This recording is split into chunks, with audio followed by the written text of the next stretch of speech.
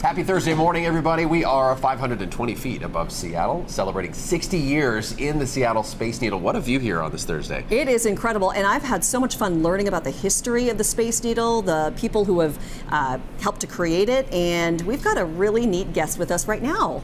Knute Berger is, I'm just going to call you a Space Needle historian, also editor-at-large with Crosscut and KCTS. Thanks so much for being with us. This is so cool. You bet. Yeah. How do you feel here on this 60th anniversary? It really took a lot of fortitude to get this thing even built, right? Yeah, one of the founders of the World's Fair described it as sort of biting off a chunk of sky and hanging on. It was such a risky venture. There's so many ways in which it could have failed. Seattle was a small town. Would it really host a World's Fair? It was expensive. It was controversial. All the problems and hurdles that they overcame, and they hit a grand slam. Yeah, I mean, it really put Seattle on the map. Literally, and the Space Needle was really key to that because they knew that the fair needed a symbol, and the city needed a symbol, and it worked so well that by the end of the fair, the Space Needle, I mean, they had planned it as a permanent structure, but its color scheme and everything were so well known all over the world that they knew they had succeeded. They wanted to create America's Eiffel Tower. Oh, I love that. That was the idea. Because there's really nothing else like it in this country. There really isn't. Yeah, there really isn't. Some of the ideas for the Space Needle came from Europe, came from the Eiffel Tower, came from the Stuttgart Tower. They knew that if they did it right, it would be impressive. And they wanted to showcase the theme of the fair, the space age. Yeah. And they wanted everybody to think that the space age was based in Seattle. Oh, that's incredible. One thing I also wanted to jump on, we talked about this last week when we met, was the fact that there was no accident. The elevation of where we are right now, the location in town, it wasn't exactly a glamorous part of town at the time, right? Tell us why they picked this spot. Well, no, it wasn't glamorous. There were a few facilities here like Memorial Stadium and the old Civic Auditorium.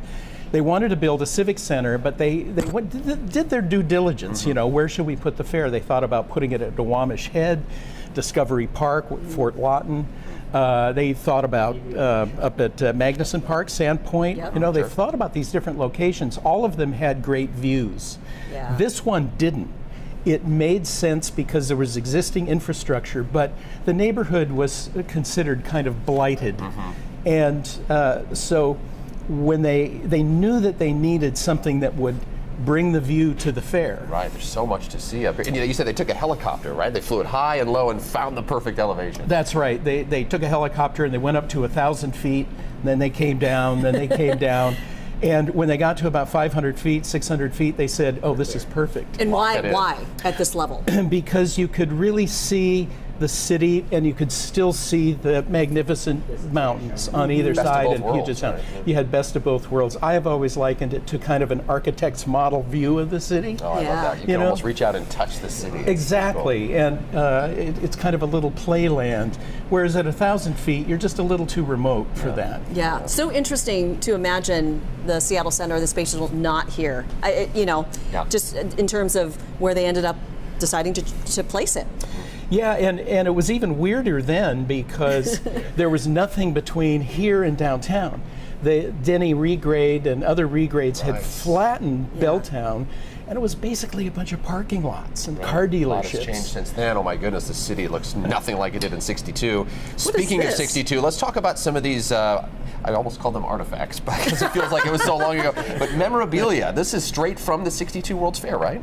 These were souvenir cocktail glasses, kind of, frosted glass, and they featured different attractions at the fair, the Space Needle, the Science Center, the Coliseum, now Climate Pledge Arena. Monorail. And these were super popular. There many in the full edition. I can't remember how many are, but there are quite a few in the full set. This is an actual ticket from the World's Fair. It is. It's an actual ticket to the World's Fair. Look at that. Yeah. I almost feel like that should be in a glass case or something. No. Don't rip it. This, I have to say, this is one of the most special pieces I've seen in a while. Got a couple of seconds, but explain this.